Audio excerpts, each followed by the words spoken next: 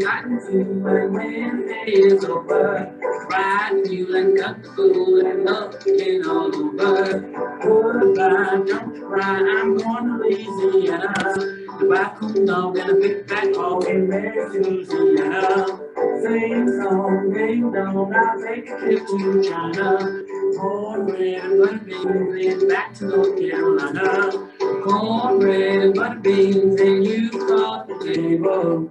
Eating beans and making love as long as I'm able. Growing corn and cotton too when Wednesday is over. Ride the mule and cut the fool and love again all over.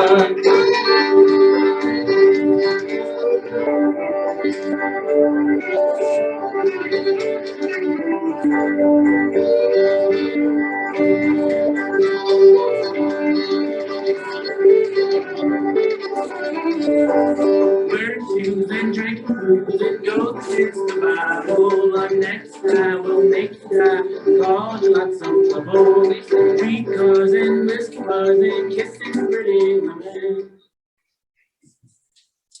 Welcome to Fall Beans, Shucky Beans, Soup Beans, Perspectives in Song and Story.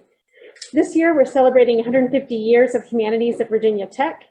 The humanities encompass all the ways that people process experience, the ways they respond to recurrent situations like hunger, isolation, awe, and delight. Questions of creativity, identity, justice, and interpretation are all fair game for humanities scholars. So today we're going to be talking about beans, not only the skill and knowledge that goes into growing them, but the ways we reflect on, celebrate, and teach about them through song and story. As you were getting seated, I played a bit of Cornbread and Butter Beans, a novelty song from the 1940s recorded by the Carolina Sunshine Trio and others, and you heard a 2010 version by the Carolina Chocolate Drops string band.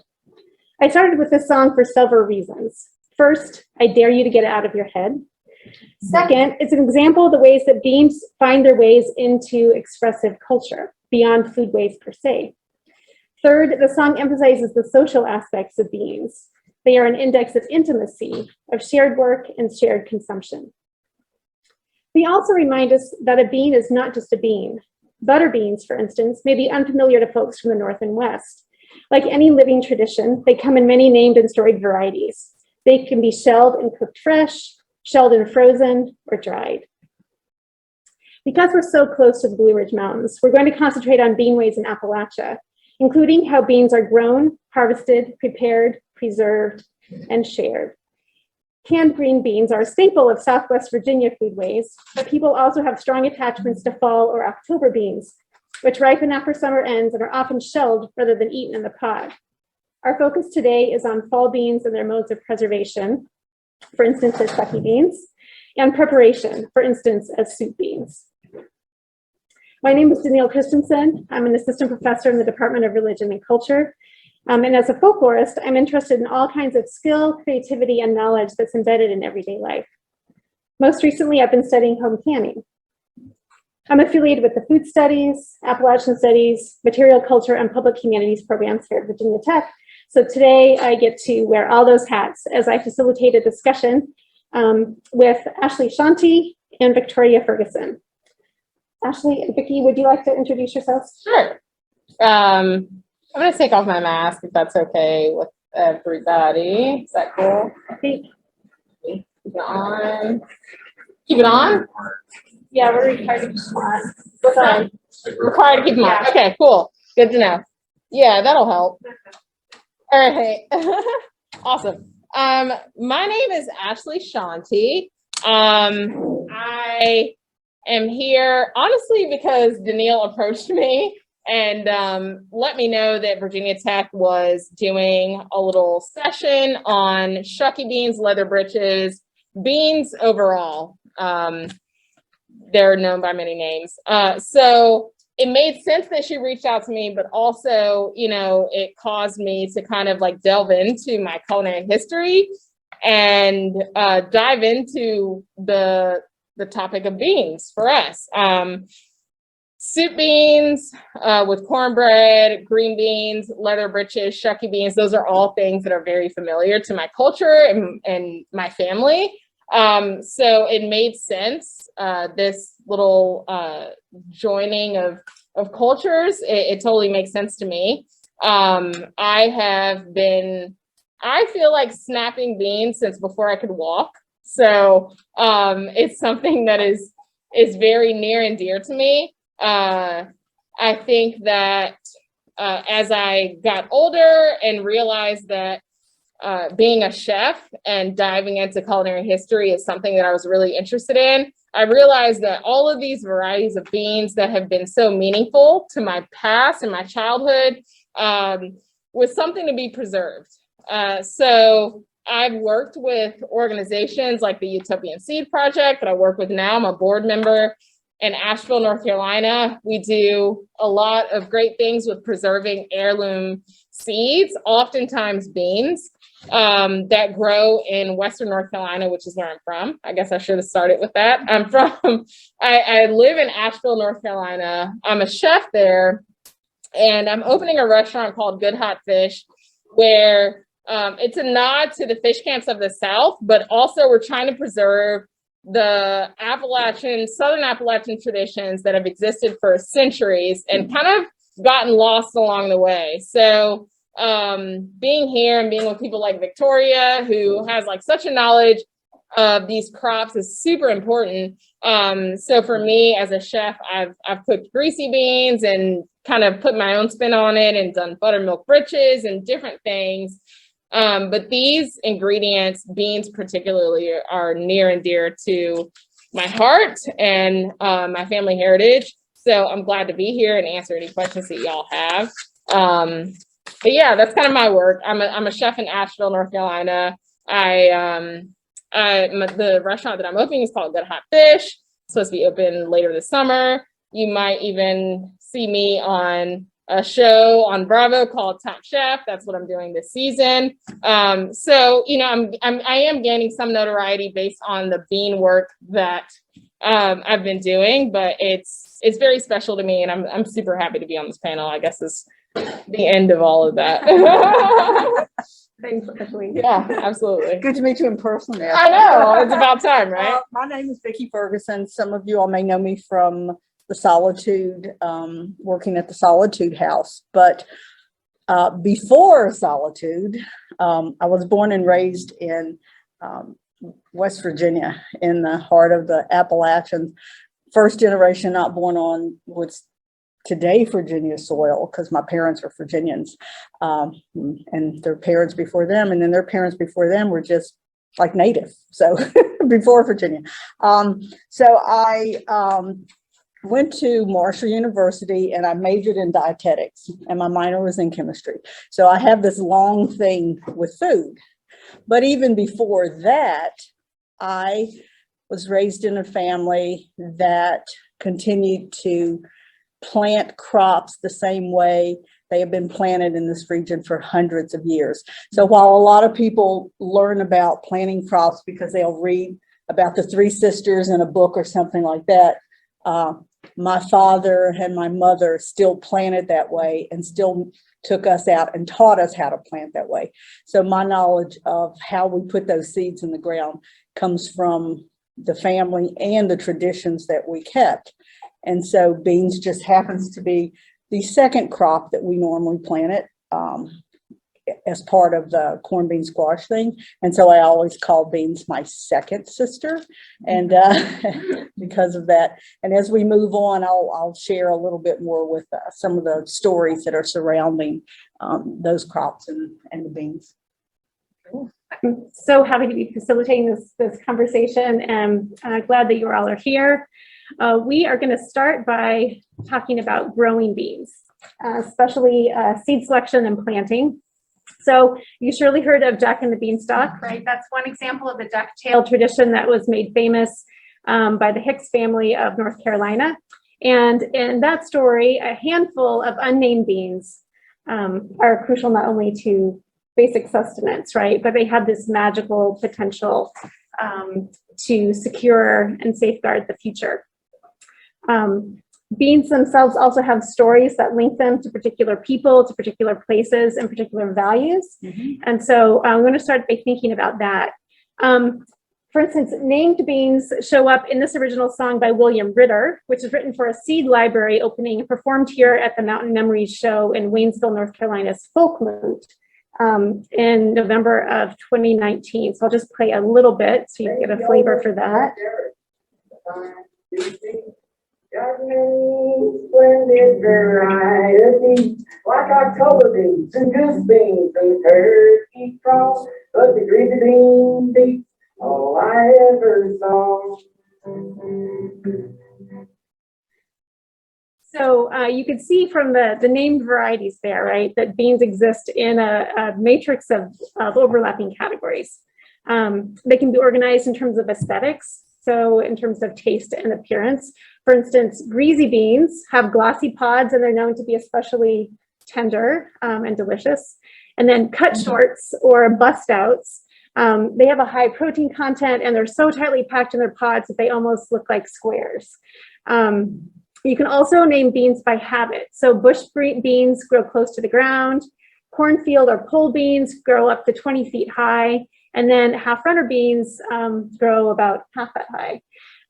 So I'd love, we could spend a whole couple of hours just talking about bean names, right? And the stories associated with them. But we're gonna sort of focus in on the varieties that are most important to our panelists' experience and communities. What I think is really interesting about the language of beans is that you can sort of string these categories together to create like a code, right? That then you can read. So for instance, you could have a greasy cut short or a white half runner greasy bean. And greasy beans also make really good leather breeches, but we'll get more, we'll get to that in just you guys are like, what are you talking about? Right. Okay, so people select for specific beans, but they also grow them in specific ways. So the first question I wanted to ask y'all is, how have your families or communities handled seed selection and planting? And we've heard some glimpses of that so far. But Vicki, do you want to start? Well, the oldest story that we have about plants in my family comes from my great aunt wrote it down in 1907. She got it from her grandfather, who was born in 1815, who got it from his father, who was born in 1790 in North Carolina. And the story was called the Star Rock. And the story tells us that a beetle found a rock in the bottom of a huge lake. And the beetle wanted to have a gift to give to man, because he said, the animals give them meat, the trees give them nuts. I have nothing to give to man. But there's this rock that's in the bottom of a deep lake. And so he gets all of his friends to help him bring the rock up. And once he gets it up, he goes to the clan of man and he says, I have a gift for you. You need to build a house that has 4 doors, one from north, one from south, one from east, one from west. And at the first day of spring, you will send in 4 women, one from each direction. They will lay their hand on the rock and call the name of the rock. And at that time and that day, the rock will come alive and give you a gift. So the first year they went in, it offered them corn. And the second year they went in, it offered them beans. Now, the plants that they got were not the plants that we grow today. The plants that they received grew year round.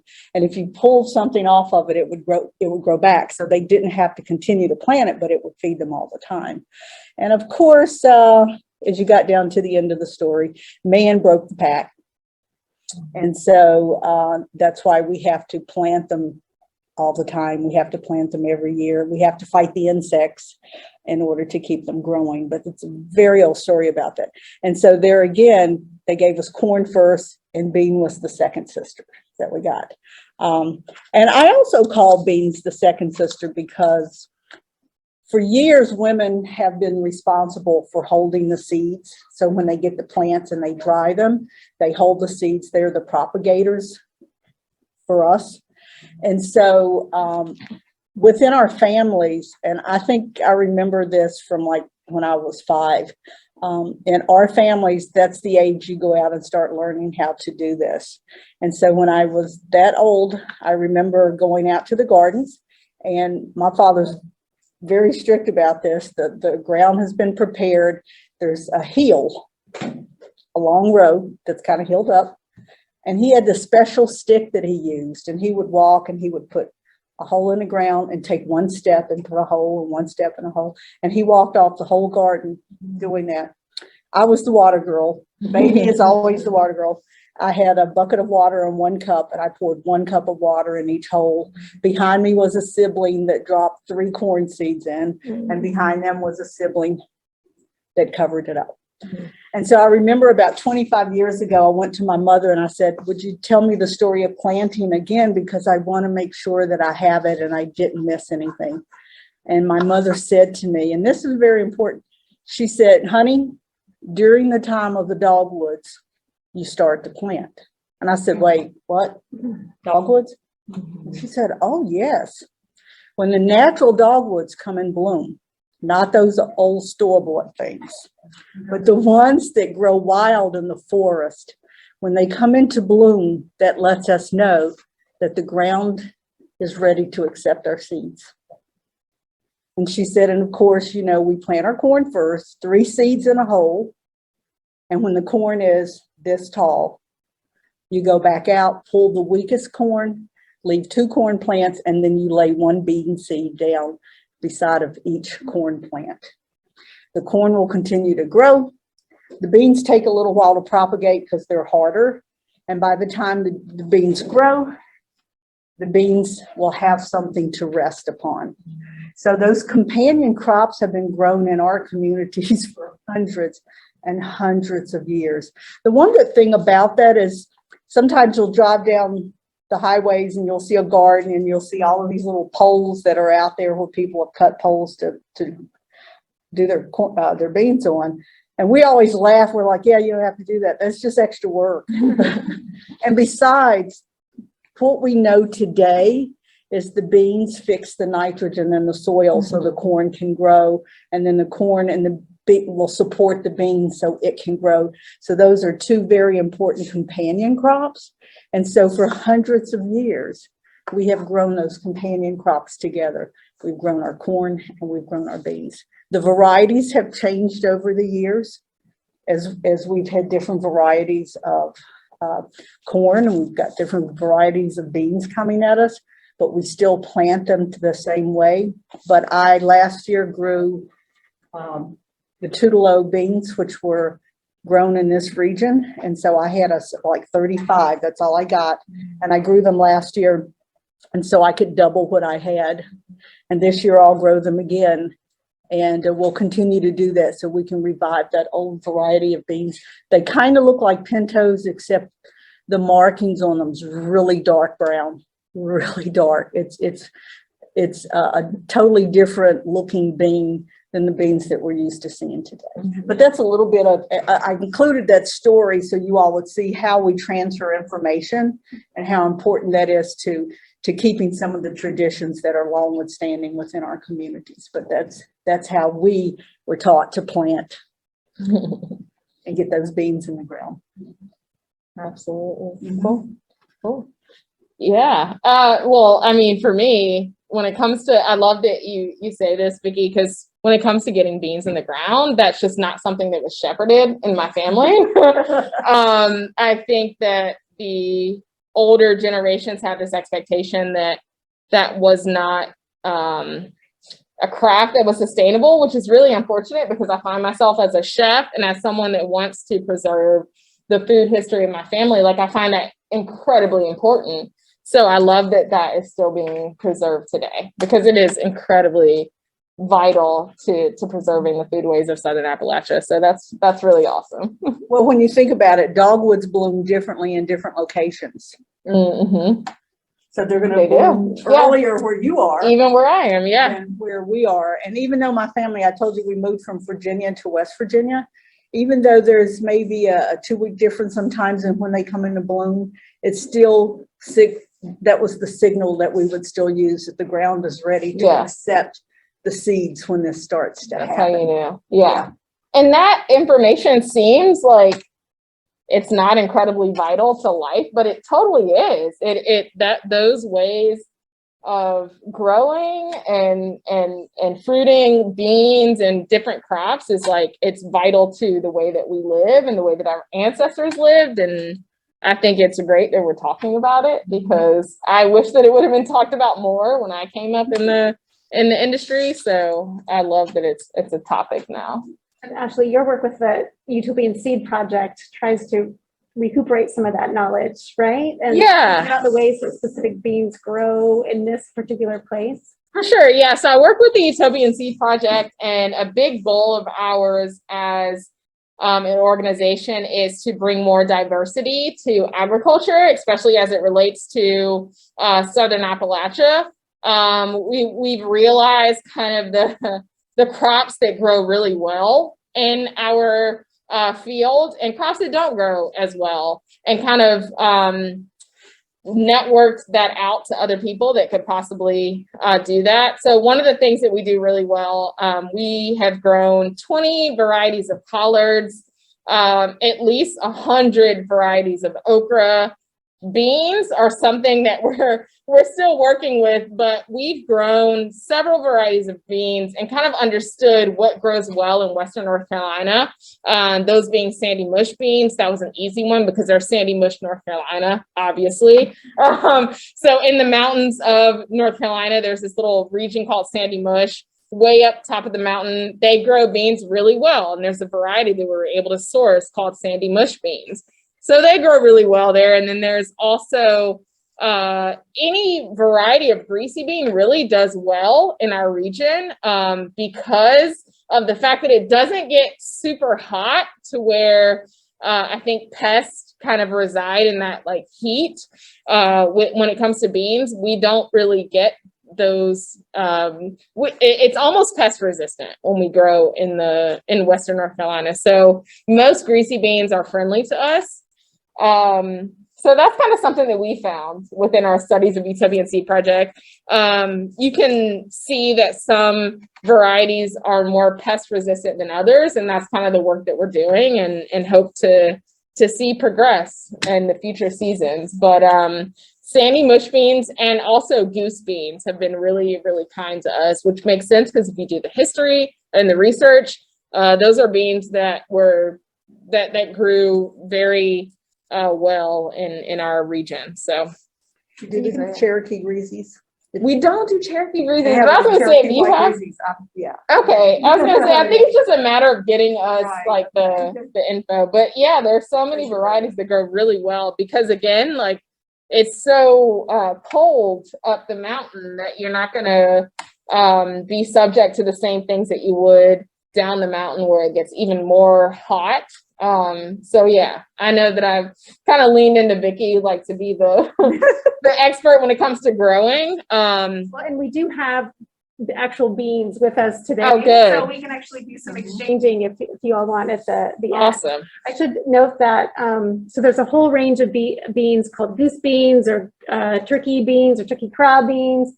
Most of them have a story related to them that there was a wild turkey or a goose that was shot, killed, found beans in their craw, planted them, and that was the origin for this particular variety. Yeah, we don't get super creative when it comes to the names.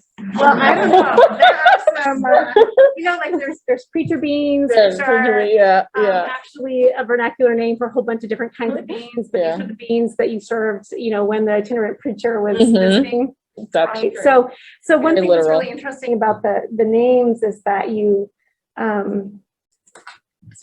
have to sort of learn about the local context that explains them. It totally makes sense for sure. So excellent. Anything else that y'all want to add about seed selection or planting before we move on to the preparing and preserving?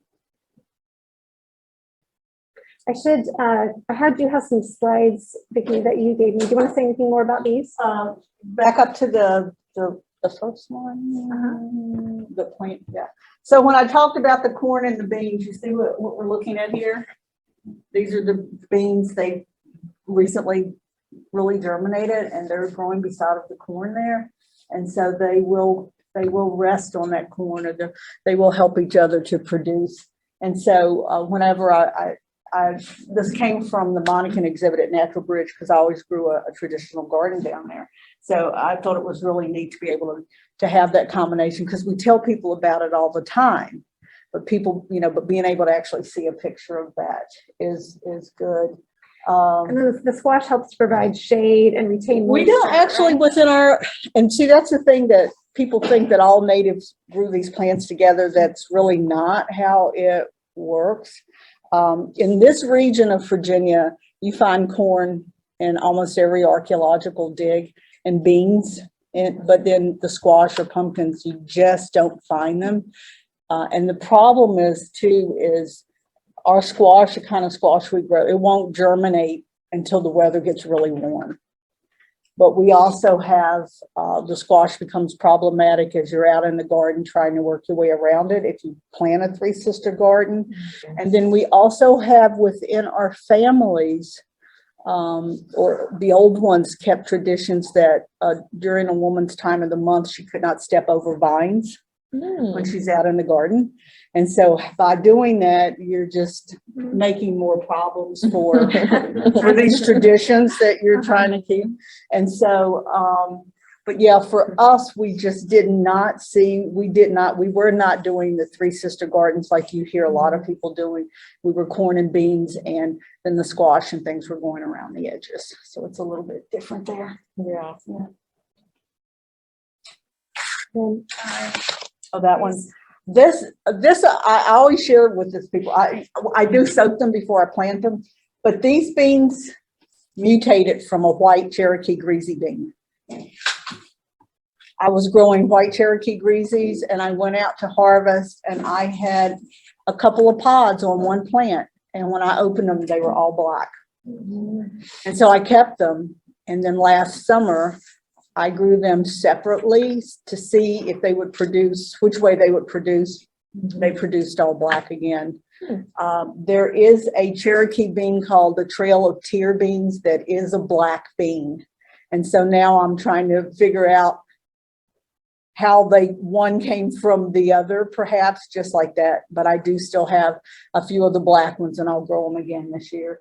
And as we talk about going out to get them, because that'll be our next conversation, because these beans are going to be dried, we let the pods fill up pretty fat, where if we were going to eat them like green beans, we'd get them before that. So yeah. And that is a Iroquoian bean. Look at the color of the outside. So pretty. Yeah. And those will be strung and dried, because there again, we let them, different time periods call for different things. And when you're living 300 years ago and you have a high reliance upon those beans to get you through the winter, you let them fatten up before you pull them, and then you let them dry. And if you let them dry like that, they're protected much better. And they keep the color when they're dry. The pods lighten up, but the beans get pink. Yeah. So, yeah.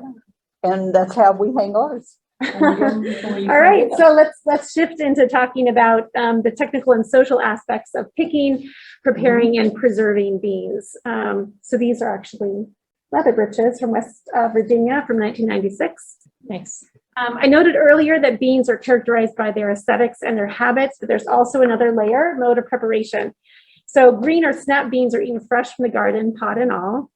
Shellies are beans that are picked fat and full, but shelled before the pod and the seed dry. So these are all Cherokee black beans, also sometimes called the Trail of Tear beans.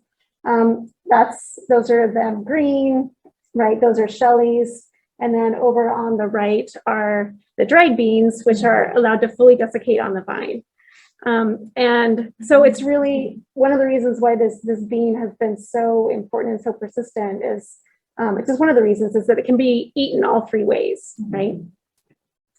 And then there are names for preserved beans. So in Buffalo Bird Woman's Garden, published in 1917, Hidatsa knowledge keeper Wahini shared strategies for cultivating beans, but also for storing them in cache pits, But another preservation that's well known and still practiced throughout Southwest Virginia is stringing and drying full green beans in the pod, and then they're rehydrated pod and all before cooking. They are known by many as leather britches, also Shucky Beans. And I wanted to, because we're talking about song and story here, play you a little bit of a reel called Leather Britches. It's probably of Scottish origin. You can find the tune from at least the 18th century, and now it's really popular on the contest circuit as a fiddle tune. This transcription was one that my colleague Alan Jabor transcribed in the 1960s from his mentor, Henry Reed, who actually lived over in Giles County, so really close to us. And then this is Wayne Henderson playing the same tune on the guitar in Brooklyn in 2009. So here's Leather Britches a bit.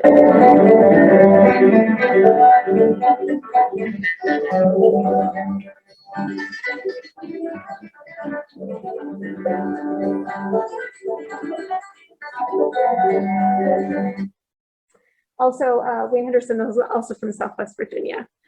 So a little local ways that these have been incorporated into other expressive forms.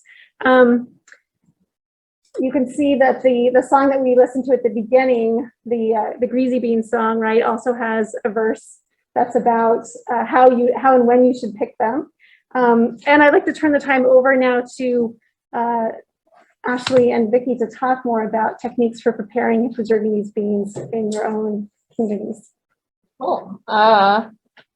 Yeah, so for preparing and preserving these beans, I've always kind of had memories of what I found out later in life was called leather britches, which is just taking shuck beans or beans that grow in that pod that we talked about, taking those beans and using embroidery thread or fishing line and stringing them on that. I actually have probably the oldest version ever of that. So doing that and then creating this little thing that apparently my family thinks could be like garland and everything, curtains, whatever. So something like this is what I know to be a way to preserve beans. So there was a lot of language in my family that I didn't really recognize or I guess think to be important until I became a chef. So one of those things was greasy beans. Like, what the heck are greasy beans? It's these beans that are green beans and they're super slick and they look greasy. So that's why they call them greasy beans. And just different things like that that I was totally unaware of, that when I was like kind of searching through my culinary identity, like, who am I? I think a big thing as a chef is people want to ask you, what kind of food do you cook? And I'm like, I don't know. So like kind of being introduced with these things like leather britches, that's not what we called them. We just called them like stringing beans. So just kind of realizing what my food traditions were. These things were so largely important, and realizing that like britches, that was a thing that was very prominent in my family, and like how we grew our beans and what area we grew them in and like what the season was like and who was going to cook them for 12 hours. And all those things were super important to us, but just like me not realizing it as such because I don't know, there was a lot of, I guess you could call it an identity crisis as a chef. But these things are super important to like specifically Southern Appalachian cooking. And I mean, this will be up here for you guys to take a look at, but these are Sandy Mush beans. Sandy Mush is a little town in Western North Carolina where they grow greasy beans really well. And you'll see a lot of like really cool things like this. And like they're preserving the traditions and the heirloom beans that we so desire to preserve are like, that's happening in the mountains. So that's what's exciting to me where I'm from. So yeah. Ashley, how did your family prepare shuck beans? Great question. So how did my family prepare shuck beans? I kind of laugh about like me stringing beans before I was even able to walk. it's a joke, but like it's also kind of very true. Like I've always known how to take a bean and string it on embroidery thread, whatever, and I knew exactly how my Aunt Hattie Mae wanted it hung on her porch. Like that was a thing that was very real. Like us hanging out on her porch and finding shelter in these leather breeches that were shielding us from the sun. These are very real things. And like those leather breeches are the same leather breeches that fed her family. So like leather breeches and Shucky Beans, whatever you want to call them, those were very much so a thing in my family. And like finding place in land was a really big deal. And I think just like for my family, finding a place in that land in southwestern Virginia, this little tiny county in Danville, Virginia, along the Dan River, just being able to kind of grow whatever they wanted and not be subject to rules and all of those things was such a big deal that I'm not sure. I wasn't around because I was not born yet, but I don't know like what it felt like. But for me to hear those stories, things like this are so precious. Like knowing that Sandy Mush beans still grow in Sandy Mush, North Carolina, those things are so, so precious. So I love when I hear Vicki talk about how she preserves beans and how she still grows them. Those things are so precious to preserving our culture. And I love that we're even having this conversation. So what if your aunt were to reprimand you for doing it wrong, what would that be? What would she be reprimanding you for? I was gonna say so many things. Okay. So the biggest thing, and I think you and I talked about this a while back. Just like I've thought up this whole dish called buttermilk britches. I think she would be like, "What the hell are you thinking? Like, sit down, little girl." But I mean, it's this bowl of leather britches that is folded in with Parmesan and buttermilk, and it's like super creamy, and it's like the green bean casserole of your dreams, mixed with a lot of the Southern Appalachian tradition. It's so good, but like I could never bring something like that to my great grandmother, or like, I never could. But in essence, I also think that they would be proud that I'm preserving those traditions that are theirs and like that are slowly being lost. So I do them because I think that I would have their nod in the end.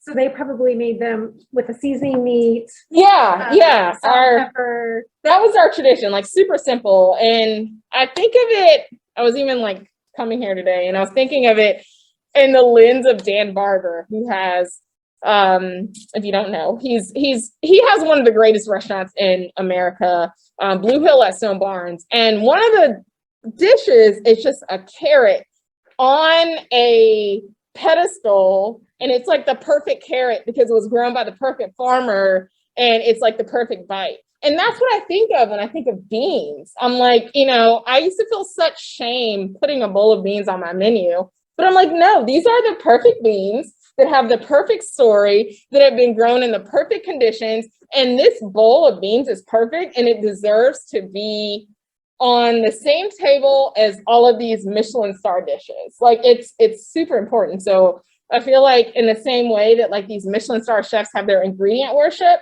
we in the South have it too. I just think it needs to be recognized. But like, yeah, we love our ingredients. We love our farmers, and we do really great work to ensure that these crops are preserved. And I think it needs to be recognized. Vicki, what do you want to add about these kinds of beans? Well, the one thing is, because I spend so much time looking at this from the historical perspective. I mean, the Monacan village was a date of 1699. So everything, you really try to look at it from a historical point of view.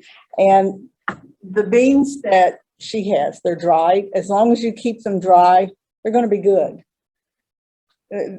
You don't have to read on it, this can is, best used by this date. Keep those beans dry and you'll be able to use them. Mm-hmm. What my ancestors did years ago is same thing, you take them, you string them, you dry them. But we put all of our dried food in baskets, like that one basket that has the beans in it, and put them in the top of the wigwam. And the reason why you did that is because the smoke from the fire kept your dry foods dry and kept the bugs and mice out of your dry foods. So in order to make sure that you had foods to get you through the winter, that was the process. Dry it, put it in the top. I remember one day I was at the exhibit and I told people this process that you would go through to preserve them and keep them. And this lady looked at me and said, but everything would taste like wood smoke. And I said, but the important part of that is that they would taste.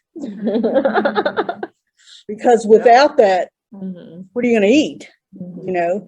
And so for years, the drying of foods was very important in preservation. We've gotten away from that today, you know, everything. And my mother turned into a canner, so our beans ended up being canned. So the Shelleys, the Octobers, or even green beans, you know, they would end up canned. But if we go back to drying, it's really a good idea because, like I said, keep them dry and they will last. And you can dry so many different types of food that you don't think about that you can dry, but you can dry, and you keep them dry and they're going to last a really long time. So. So that was the important thing back then is drying the food. And then as we evolve, we start learning how to can. So those would be different. I can tell you the one thing that I learned about picking beans is that the first time you go out to pick beans, you should go with an expert. You should go with an expert, someone who's done this a time or two. Because I remember one time I went with my mother, the expert, and she said, go on down the row in front of me. And I went, okay. And I had my little thing and I'm picking, and she comes behind me and she has as many, if not more, in her basket that I left behind, and she didn't miss. And so being able to have that connection with someone who can hold your hand and take you through it is really, really important part of that. So yes, when you pick beans, do it with an expert.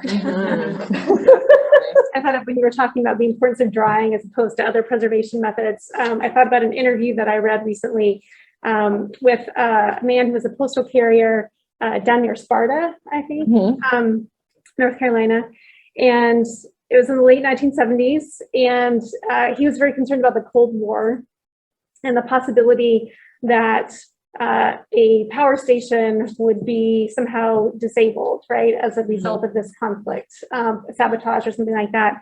And so, you know, he was concerned about that his family had started to rely more on freezers than on other modes. And so he took a station wagon, he took out the engine, put in a furnace, and a lot of people dry things in cars, right? Especially when they had that shelf in the back, right? And so he turned this station wagon into a dehydrating shed, right? And we looked at each other. Did your family do that? Okay, because my dad's dad would use like the hood of a car to dry britches. I have to laugh. Our car was a tractor until I was like in junior high. I love it. No. Yeah. That was a thing. So I love that you said that. Cool. Yeah. So I think, you know, given all of the uncertainties in the world today, right? It's one of the reasons why people are becoming more interested in various kind of preservation techniques as well now too. Yeah, absolutely. I think that's one thing that we should do more of is helping people learn to protect and preserve food sources by doing things like that, because we've gotten so used to going to the grocery store constantly to get whatever it is that we need, and we've lost the ability, and a lot of the families have lost the ability to preserve food that would help them get through, you know, through a bad stretch of time. So also a through line that you hear in people's stories is a pride in having the knowledge to be self-sufficient, right? And not have to depend on a cash economy or on you know, other people to truck in your food, that to sort of narrow those distribution chains by growing it yourself. Yeah, that's definitely become a hot topic in my community. Like, I often ask myself, like, how much of this could I do myself? Like, I kind of hate going to the grocery store, to be honest. Like I love like pulling from what I've grown, or like my favorite farmer or my favorite purveyor. Like that's the ideal. It's just like, how accessible is that to the common person? Right, and how accessible is land? Right. And especially in our region, how good is the soil? Has it been contaminated or the other kinds Yeah. of, yeah. Those are hot button issues for sure. Yep. Anything else that you want to say about, I could have jumped the gun on moving the slide toward eating, but we can move into talking about what we probably all wish we were doing right now, which is eating. So beans really weave through the cultural life of the Southern Mountains. But we talked about variation, right? And how they're grown, variation in how they're prepared and preserved.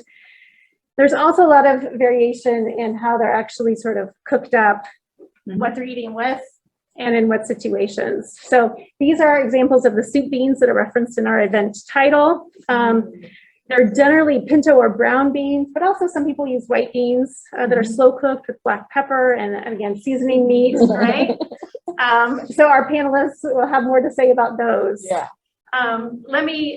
Before we get to that, I wanted to draw your attention to another important way to eat beans in the mountains, and that's juyaga, which is bean bread. It's a dumpling bound with lye treated or nixtamalized unbolted cornmeal, often steamed in corn blades or hickory leaves, or boiled or baked or fried. Often topped with bear grease or fatback and eaten alongside sochan and other greens. So the combination of the corn and the beans, right, again, maize, that makes a complete protein, and it's a really important part of Cherokee social gatherings. So I wanted to just highlight that. And a related, Do they know what that word meant? what? Please tell The us. Nixtamalization? Yes. Yeah, Have that's you a ever big heard of one. that? Have you I've ever done that it? before. I don't know what it means though. And so within our families, that's another way of preserving the foods. And so when you get the beans, we take ashes from your fire pit and you boil it up, and it makes a lye solution. And then the beans are soaked in the lye. And what it does is, the corn is soaked in the lye, and it takes that plastic kind of coating off of the corn that your body has a really hard time digesting. And so it kind of takes that off and it swells up. And that's where hominy comes from. And then once you get it through the lye process and you get that, then you can dry it and grind it into a meal. And that's what they were using. They were using like grits. Kind of a thing. Right. Yeah, exactly. That's what yeah. grits are. Okay. And they were using that as part of the component to mix in with the beans when they make their bean bread. So I just wanted you all to know what that is and the process that you go through to do that. And it makes it a little easier for your digestion and things like that. So it was a tap on your dietitian back. Yeah, then, right? yeah. I think, does it make the niacin more available to your body? I believe it does, but corn has a lot of niacin anyway. It's the one thing that you can get from corn, that and simple sugars. Yeah. That's another conversation. That's so interesting. I love that. Simple sugars. But it does help it, and you will see in historical documentations of early explorers coming through and purchasing, hominy or parched corn, which is that's another story. Yeah. But anyway, so yeah, that's the lye treatment. The lye treatment of the corn that they're using to mix with the beans, so they're making their bean bread with that, and that's what they were talking about when they said that. So you'll know. I wanted to highlight another combination of beans and corn. So soup beans and cornbread. So that was immortalized in this 1949 jump blues song by Louis Jordan and his Timpani Five. So like many blues songs, it relies on metaphor. Here you have like the slow cooking beans challenge cornbread to a fight. Of course, it has to be patient because the beans will be ready till tomorrow night, right?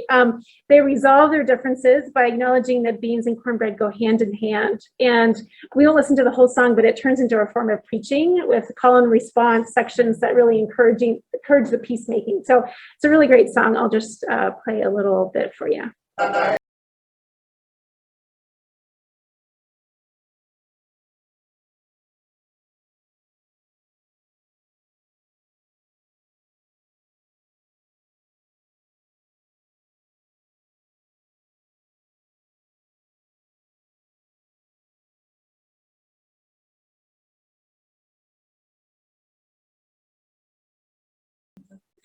You can go home and listen to the whole song. It's a good one.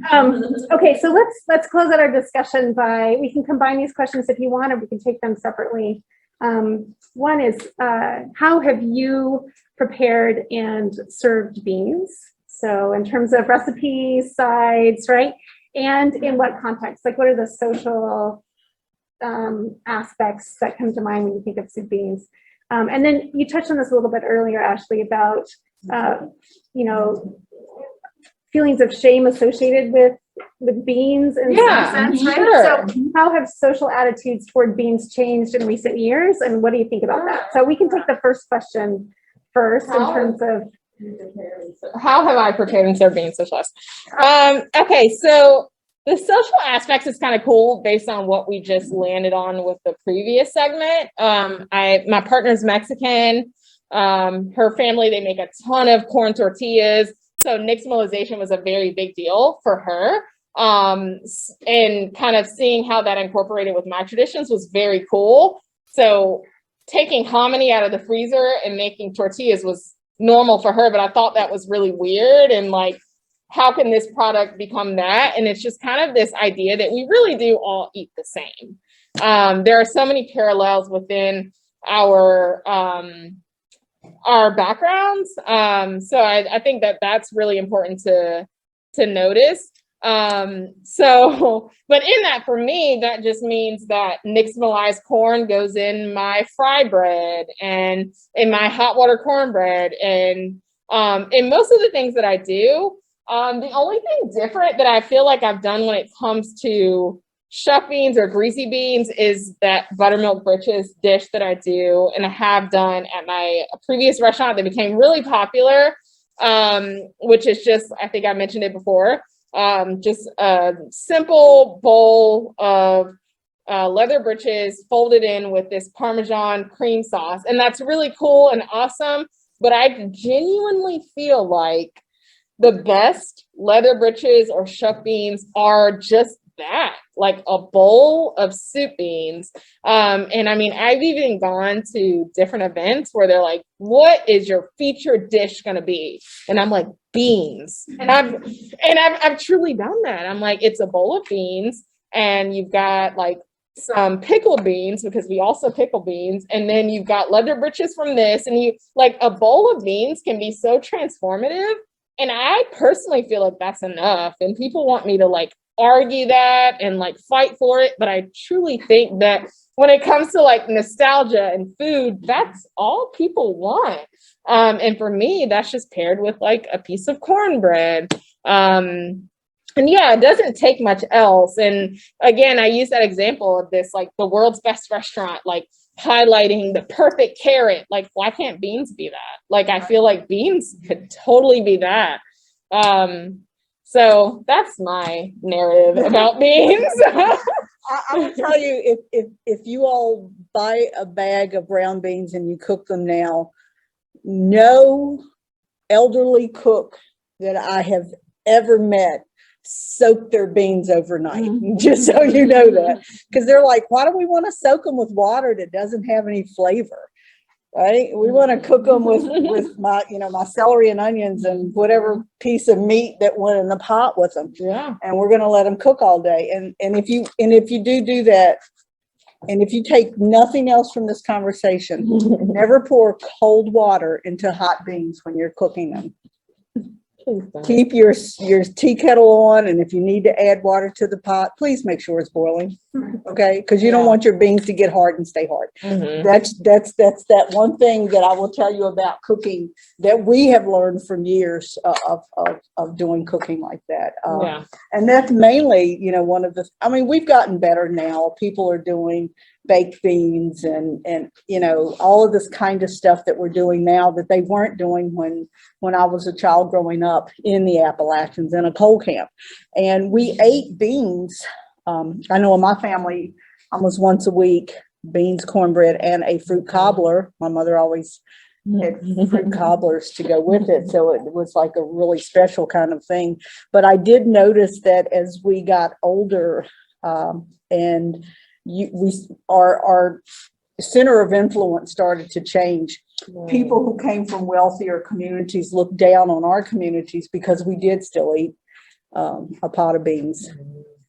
And yeah, it was, green beans were okay, but if you ate a pot of pinto beans or brown beans or something like that, you would start to see, you know, that people will kind of, oh, well, that's poor folks' food. Well, it keeps you alive. I mean, it's a really, really important kind of thing. And I'm with you. I think we should try hard to change the social attitudes about beans because they are so good for you between the fiber and the nutrients. They're very nutrient dense. And just getting back to them. And like you said, you can't beat a bowl of just regular beans. Not out of the can. Right. Yeah. Definitely not. But if you're trying to get super fancy and like, what can I do with these like very traditional beans that have been in my family for years? You could be like me and point them to the fact that soybeans have been everything from Asian culture. That's how they got soy sauce, shoyu, tamari, all those things, and apply them to American cooking. And that's where I get black eyed pea shoyu and like all these different amino acids and like using all of the beans that are very familiar to us in Asian applications and being like cool and like super trendy. And that's all great. But when it comes to the simplicity of beans, like why do we love beans? Because they're a super humble, simple ingredient. So when a cook comes into my kitchen, I'm opening a restaurant, by the way, it's called Good Hot Fish. It'll be open in the summer in Asheville, North Carolina. But truly, it highlights the foodways of Southern Appalachia. And part of that is like telling my cooks, y'all have to, I don't care what kitchen you've come through, it could be Michelin star or whatever. If you don't know how to cook a pot of beans, you cannot work here. And the biggest thing, it's such a simple thing. And this is, hopefully everyone can apply this today, to knowing that a pot of beans is done is taking a bean out of the pot and using your tongue to smash it against the roof of your mouth. That bean should be able to easily smash against the roof of your mouth. And that is how you know you have cooked a bean. Like beans should never be al dente. That is a thing. Truly, I've worked in restaurants for years, like all of my adulthood. And that's a thing, like beans should be al dente. That is not true. Don't ever listen to that. Like you should be able to mash a bean with your tongue to the roof of your mouth. That is how you know a bean is done. And I feel like I could not have ended that without saying that. So we have please two try pearls that. of wisdom in this last segment. I hope so. I hope so. So the thing about both, shucky beans cooked in the pod, get translucent, kind of turn silky and buttery on the tongue, right? And soup beans, which are the plain pintos, salt, pepper, bacon drippings, salt pork, or whatever, right? That's pretty much everyone cooks them that way, right? Yeah. Unless you add buttermilk or things like that, right? Yeah. But what I really love about soup beans is that people have all sorts of ways of dressing them up with different kinds of relishes, with a slice of onion on the side, with green onions, to add that wang, right? And to vary the same dish from meal to meal, depending on what accompaniments you serve with it. So I like that sense of creativity and variation, and the way it incorporates the other kinds of vegetables and canning that you've done sort of earlier in the summer. Do any of you grow up eating or liking a particular kind of relish with your soup beans? Cha-cha is really hard to make. Cha-cha? It's really, it's, and you have to grow all the things in your own garden in order to make a good cha-cha. But I do make a sweet pickle relish. I do still grow enough stuff to make that, and I'll eat that sometimes with my beans because I make it, and so I will do that. Yeah. And I've always known cha-cha to be like that thing, like this person makes it really well and this person does a horrible job, so don't ever eat their cha-cha. Yeah, so my knowledge of cha-cha has always been like, you have a little bit of everything, not enough to make a whole dish out of these couple carrots for your family, or not enough to make a whole dish out of this one onion. But if you meld all of these pieces of produce together, you can chop them up and have one formulated piece of relish for your dinner. So chow chow is very much so like an everything but the kitchen sink relish. Green tomatoes. Green tomatoes, yes. Some cabbage. Right. Cabbage is usually part of the mix. Yeah. So Turmeric. turmeric, yeah, it's usually really bright yellow. So there's a couple things that are depending on regionality and all those things in your family. It kind of varies. So chow chow is typically a part of the mix when it comes to a bowl of soup beans on the table. Dilly beans.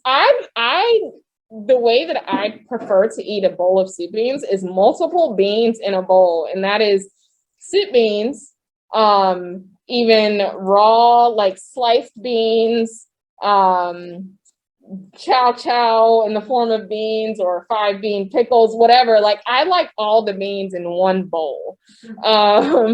So yeah, I mean, I think it just depends on who's eating. Like some people like raw chopped white onion. I think that's great too. Some people like the traditional Appalachian cornbread or sweeter cornbread, whatever. I don't know. It depends. I love beans like any time of day, no matter what, whatever condiment, that's great for me. So I usually also, if I make them one day, the next day I'll probably make chili. Mm-hmm. Oh yeah, for sure. That's a good one. That's a good one. Chili, yeah. So I can That's a still big use one. up the rest of the beans and don't feel like I wasted I them. love that. Yeah. I'm going to pull in a social aspect that you might not automatically connect with Appalachia. So the turmeric in chow chow, right, or in piccalilli, takes us back to the colonization of India by the British and the ways that those foodways were imported over to Britain and then also brought to the United States. So there's there are a lot of complicated intertwined stories. Definitely. Just look at this picture of a relish and soup beans and cornbread. Yeah, and with that, we grow tons of different varieties of turmeric at UWNC Project, like some blue turmeric. Oh, wow. Yeah, it's pretty cool. This kind of, again, we all eat the same and just trying to find place in where we are. So yeah, I agree with that sentiment. I think we want to leave some time for questions. So I thought I would wrap up this portion with a quote from Ronnie Lundy, who grew up in Kentucky and has written a number of books about food in Appalachia. And she says, "We value beans not only for taste and nutrition, but also for less tangible reasons. We pass seeds from generation to generation, sharing their names and stories to connect us to our origins.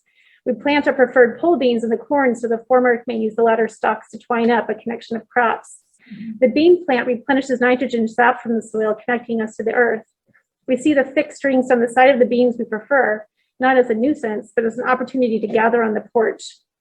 As we work, we share gossip and memories connecting us to our family, our community, and our history. And that, I will submit to you, is what the humanities is all about." Ronnie's great. She is. I love Ronnie. There is, and we weren't able to do the music here because it comes from our one of our ceremonies, but we actually, within our Eastern Siouan speakers, have a harvest dance that pays tribute to the corn and beans. And it's one where the women go into the dance circle and form a circle. And then the men come in behind us and they dance around us. And so it represents the beans' dependence upon the corn as the men depend upon the women within the tribe. So that's kind of like a interesting and very powerful reenactment that went on during the fall harvest festival time. Thank you. That sense of embodied interconnection is a really great way to end this more formal part of our panel today. So join me in thanking Ashley Shanti and Victoria First.